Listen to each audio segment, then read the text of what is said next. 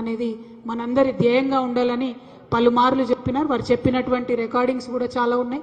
ఇంటర్నల్గా అనేక మంది మేము మాట్లాడినప్పుడు వారు ఒకటే చెప్పేవారు, తెలంగాణ రాష్ట్రం రాకముందు మనం ఏ అంశం ఎత్తుకున్నా కూడా ఒక డీవియేషన్ లాగా ఉంటుంది. కాబట్టి రాష్ట్రం ఏర్పడ్డ తర్వాత మాత్రం ప్రతి ఒక్క సెక్షన్ ప్రజలకు న్యాయం జరిగేలాగా, అది మహిళలు కావచ్చు, దళితులు కావచ్చు, గిరిజనులు కావచ్చు, ఆదివాసీలు కావచ్చు, మైనారిటీలు కావచ్చు, మైనారిటీ ముస్లిమ్స్ కావచ్చు, మైనారిటీ క్రిస్టియన్స్ కావచ్చు, మైనారిటీ సిక్కులు కావచ్చు, ప్రతి ఒక్క వర్గానికి సంబంధించి అగ్రవర్ణాల్లో ఉండేటటువంటి పేదలు కావచ్చు, స్పోర్ట్స్ మెన్స్ కావచ్చు, బీసీ బిడ్డలు కావచ్చు, ప్రతి ఒక్క వర్గాన్ని మనము భూతత్వంలో పెట్టి చూసి మరి వారి సమస్యల్ని పరిష్కరించేటటువంటి బృహత్తరమైనటువంటి బాధ్యతను ఎత్తుకోవాలని చెప్పి పదే పదే వారు చెప్పేవారు.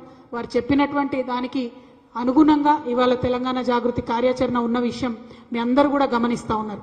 గత 10 ఏళ్లుగా రాష్ట్రం ఏర్పడ్డప్పటి నుంచి ఇప్పటి వరకు కూడా అనేక కార్యక్రమాలు చేస్తూ వచ్చినాం. ఇప్పుడున్నటువంటి సందర్భంలో జై తెలంగాణ అననటువంటి ముఖ్యమంత్రి ఉన్నటువంటి సందర్భంలో ఖచ్చితంగా తెలంగాణ జాగృతి లాంటి సంస్థలు ఇంకా బలంగా పనిచేయాలి. జయశంకర్ సార్ యొక్క ఆశయాలను ముందుకు తీసుకొని పోవాలి.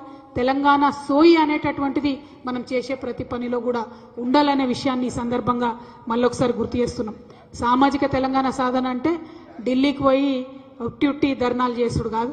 సామాజిక తెలంగాణ సాధన అంటే ఇక్కడ గ్రామ గ్రామానికి, గల్లీ గల్లీకి పోయి ప్రతి ఒక్కరి యొక్క లైఫ్ స్టైల్ అర్థం చేసుకొని ఆ లైఫ్ స్టైల్లో ఎంతో కొంత మార్పు తీసుకురాగలగడం సామాజిక తెలంగాణ సాధన అన్న విషయం తెలంగాణ జాగృతి నాయకులం, కార్యకర్తలం మళ్ళీ ఒకసారి ఆ కాజ్ కోసం, ఆ గోల్ కోసం ఇవాళ పునరంకితం అవ్వాల్సినటువంటి సందర్భాన్ని కూడా కార్యకర్తలకు, నాయకులకు అందరికీ కూడా గుర్తు చేస్తూ ఉన్నాను. మరి వారి స్ఫూర్తితో ముందుకు పోతున్నాం. ఒక పక్క సాంస్కృతిక విప్లవం, ఇంకొక పక్క సామాజిక విప్లవం, రెండింటిని కూడా తీసుకొని జాగృతి ముందుకెళ్తుందని చెప్పి మళ్ళొకసారి తెలియజేస్తూ ఉన్నాం. నిన్న మీరు చూసిండ్రు ధర్నా, 72 గంటలు మేము తలపెట్టినటువంటి ధర్నాను ప్రభుత్వం చిన్న కుయుక్తితోని మరి కోర్టులో మాకు అనుగుణంగా తీర్పు రాకుండా 5 రోజులు వాళ్ళు టైం అడిగి క్యాన్సిల్ చేయడం జరిగింది. ఎందుకోసం క్యాన్సిల్ చేసిరంటే ఇవాళ అక్కడ ఢిల్లీలో కాంగ్రెస్ పార్టీ వాళ్ళు పెట్టినటువంటి ధర్నా కోసమే మా ధర్నాను బ్రేక్ చేసిరని చెప్పి మేము బలంగా నమ్ముతా ఉన్నాం. మరి ఇవాళ అక్కడ ఢిల్లీలో 2 రోజుల దీక్షతోని వాళ్ళు ఏం చేస్తారో, ఏం సాధిస్తారో కూడా తెలంగాణ ప్రజల ముంగట ఉంటుంది. మేము మళ్ళీ డిమాండ్ చేస్తున్నాం, మీరు రాష్ట్రపతి గారి దగ్గరికి వెళ్ళాలి. రాష్ట్రపతి గారు ఇంకా కూడా బీసీ బిల్లును తొక్కుపట్టే ప్రయత్నం చేస్తే మీరు సుప్రీంకోర్టుకు వెళ్ళాలి.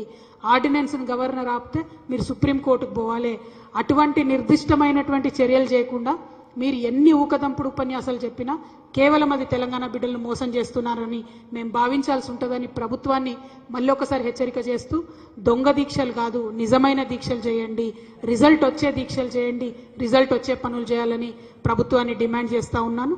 తెలంగాణ జాగృతి నుండి త్వరలోనే పెద్ద ఎత్తున కమిటీలు వేయడం జరుగుతుంది. ఎందుకంటే నిన్న దీక్షలో ఉంటామేమో అని ఇవాళటి కోసం మేము ప్రిపేర్ కాలేదు. బట్ ఈ నెలలోనే 15 ఆగస్టు లోపలనే పెద్ద ఎత్తున జాగృతి కమిటీలన్నీ కూడా వేస్తాం.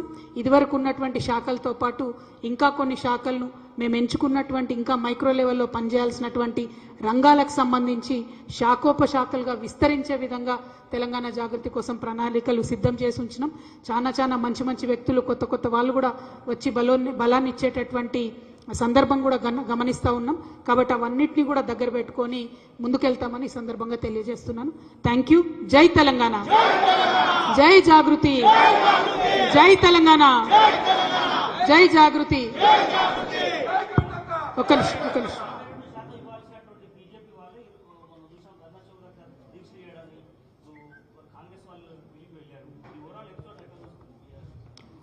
అంటే ప్రధానంగా ఒకటే అండి, 2 పార్టీలు ఎవరైతే చిత్తశుద్ధితోని రిజల్ట్ ఓరియంటెడ్గా పనిచేయాలనో ఆ 2 పార్టీలు, కాంగ్రెస్ కానీ బీజేపీ కానీ, ఇద్దరు పరస్పరం నేను కొట్టినట్టు చేస్తాను, నువ్వు ఏడిచినట్టు చేయని ఒకరినొకరు కలుపుకొని మరి నాటకం చేస్తున్నటువంటి విషయం తెలంగాణ బిడ్డలు ఇప్పటికే గమనించారు. ఇంకా పెద్ద ఎత్తున అది అర్థమవుతున్నది రోజు రోజుకి.